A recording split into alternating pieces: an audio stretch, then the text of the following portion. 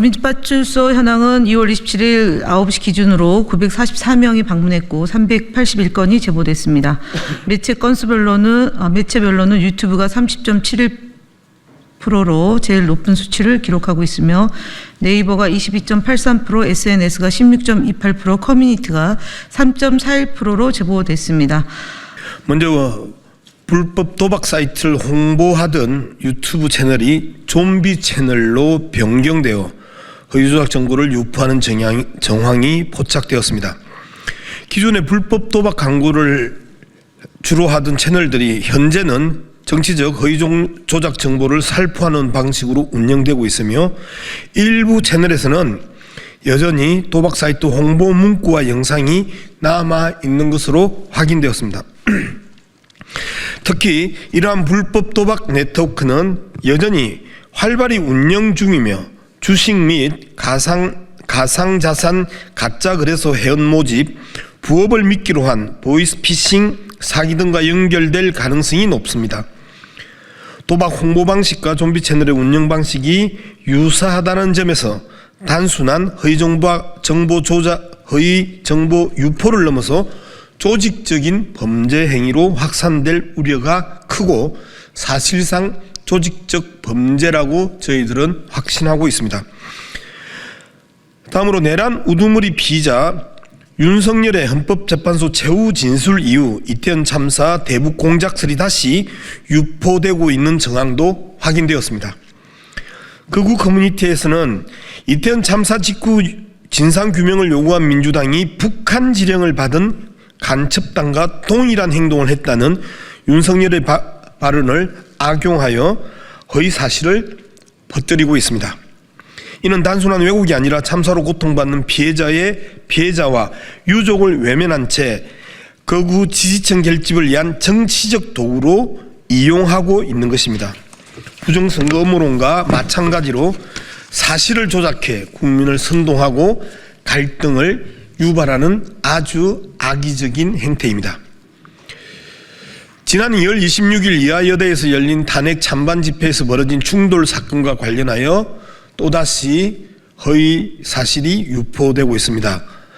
신남성연대 유튜브 배인규와 탄핵 찬반 집회 참가자들이 몸싸움을 벌이는 과정에서 일부 참가자가 넘어지는 장면이 온라인에 확산되자 극우 커뮤니티에서는 빨갱이들이 자해 공갈을 했다, 배인규를 폭행했다, 간첩들이 하는 짓과 꼭 같다는 허위 주장과 조롱이 이어지고 있습니다. 특히 일부 게시판에는 CX, 짱깨 X들 다 화형시켜버렸으면과 같은 극단적 혐오 표현이 포함되어 있어 정치적 선동을 넘어 심각한 정오 범죄를 조장하는 수준에 이르고 있습니다. 허위조작 정보감시단에서는 다음과 같은 조치를 취하겠습니다. 첫째, 좀비 채널이 단순한 허위조작 정보 유포를 넘어 불법 도박, 금융 사기 등과 연계된 조직적 범죄에 활용되고 있는 정황을 분석하여 수사기관과 공유하겠습니다. 둘째, 이태원 참사 대북 공작설로 허위 조작 정보를 유포하며 피해자를 모욕하고 정치적 선동 목적으로 허위 조작 정보를 확산하는 행위에 대해서는 강력하게 대응하겠습니다. 셋째, 이화여대 집회 참가자들에게 피해를 끼친 극우 유튜브와 허위 조작 정보로 여론을 조작하는 자들에 대해서는 적극적으로 법적 조치를 하겠습니다. 국민소통위원회 허위조작 정보감시단은 악의적인 허위조작 정보 확산을 막기 위해 끝까지 대응하겠습니다. 국민 여러분께서도 민주파출소의 적극적인 제보와 협조 부탁드립니다.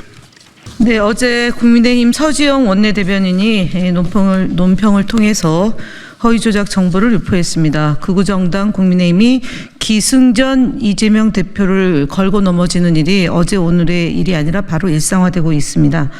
민주당의 정당 활동에 대해 트집을 잡고 말도 안 되는 터무니없는 일로 재생산하고 있는 점에 대해서 강력히 규탄하고 있습니다. 민주파출소는 지난 1월 2일 공식 출범한 이후에 총 33만 명이 방문하였고 약 9만 건의 제보가 접수됐습니다. 지난 1일 1월 2일, 10일 동안 양일간에 걸쳐서 비상계엄 옹호 발언한 극우 유튜브를 명예훼손으로 고발했고 국민의힘 진짜뉴스 발굴단을 명예훼손 혐의로 고발했습니다. 스카이데일리에 대해서는 언중에 제소하고 있습니다. 1월 24일 서부지법 폭동 관련해서 게시글 41건을 영등포 경찰서에 고발했고 2월 5일에는 국민의힘 지도부 살해 협박을 포함한 6건을 서울경찰청에 고발한 바 있습니다. 이재명 대표에 대한 허위사실, 소년원에 다녀왔다는 등 이미 허위사실임이 명백히 밝혀져서 된 사건에 대해서도 유포한 것에 대해서 저희가 고발했고요. 당대표 및 당인사 살인 예고글 14건, 문형배 헌법재판관 등 허위사실 게시글 21건, 전강훈 목사, 손현보 목사, 전한길 강사, 코나아이, 803 구판, 헌재 LPG 자폭 등 허위사실에 대해서 저희가 고발했습니다. 네이버 카페와 블로그 등을 통해 권리를 침해한 489건 중에 247건을 삭제 및 폐쇄 조치를 했습니다. 그렇기 때문에 서지영 원내대변인이 발표한 논평은 사실이 아닙니다. 또한 좀비 채널 102건 중에 29건이 계정이 폐쇄됐고 국민에게 해로운 채널에 대해서는 지속적인 모니터링과 신고를 하겠습니다. 더 이상 허위 조작 정보와 가짜 뉴스를 살포하지 마십시오. 그렇다고 해서 윤석열 대통령이 파면 안 되지 않습니다. 파면됩니다. 네, 국민의힘 거짓말 시리즈 30번째 발표드리겠습니다.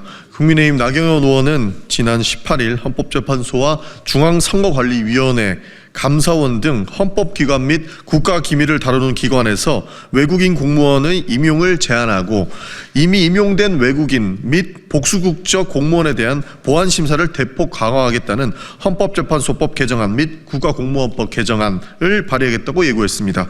그러나 헌법연구관은 국가공무원으로서 사실상 법관과 동일한 신분이 보장되며 사법시험을 통과해야만 채용될 수 있습니다. 즉 외국인은 특정직 공무원이 될 수 없습니다. 실제로 중국인이나 화교 출신의 헌법연구관은 존재하지도 않습니다. 또한 중앙선거관리위원회는 2023년 11월 30일 공직선거 사무 편람을 개정하여 대한민국 국민이 아닌 사람은 투개표 사무원으로 위촉할 수 없도록 조치했습니다. 그럼에도 불구하고 나경원 의원은 윤석열 대통령의 비상계엄 옹호를 위해 존재하지도 않는 중국몰이를 펼치고 있는 것으로 보입니다. 심지어 단순히 이름이 중국식이라며 요즘 초딩도 안 하는 조롱 섞인 행동을 보이고 있는 것으로 생각합니다. 이러한 극우적 행보는 심각한 우려를 낳습니다. 나경원 의원은 근거 없는 선동을 멈추고 책임 있는 정치를 하시기를 바랍니다. 국민의힘 거짓말 시리즈 31번째입니다. 윤석열 대통령은 지난해 11월 7일 대국민 담화 및 기자회견에서 그 당시 공관위원장이 우리 정진석 비서실장인 줄 알고 있었다고 발언했습니다. 새빨간 거짓말이었습니다. 그러나 윤석열 대통령도 모를 리 없었을 거라고 봅니다. 윤석열 대통령은 2022년 5월 9일 명태균 씨와의 통화에서 김영선 전 의원의 공천과 관련하여 내가 상현이한테 한 번 더 얘기할게. 걔가 공관위원장이니까 라고 말했습니다. 즉 당시 공관위원장이 누구인지 정확히 알고 있었던 것입니다. 1년이 조금 지났다고 해서 이러한 사실을 잊었다면 대통령으로서의 자격이 의심스러우며 만약 의도적으로 거짓말을 했다면 이는 더욱 심각한 문제로 볼 수 있습니다. 윤석열 대통령은 말할 때마다 사실을 왜곡해서 이제는 어떤 말이 진실인지조차 의심스러운 상황이 됐습니다. 명태균 씨의 황금폰이 점점 수면 위로 떠오르고 있습니다. 윤석열 대통령의 거짓말도 하나둘씩 드러나고 있습니다. 이제 진실의 시간이 다가오고 있다고 보입니다. 윤석열 대통령께서는 대한민국의 대통령으로서 최소한의 자존심과 품격은 지켜주시기를 바랍니다. 국민소통위원회는 윤석열 대통령 탄핵과 관련해 무분별하게 확산되고 있는 허위 조작 정보에 대해 단호히 대응할 것입니다. 감사합니다.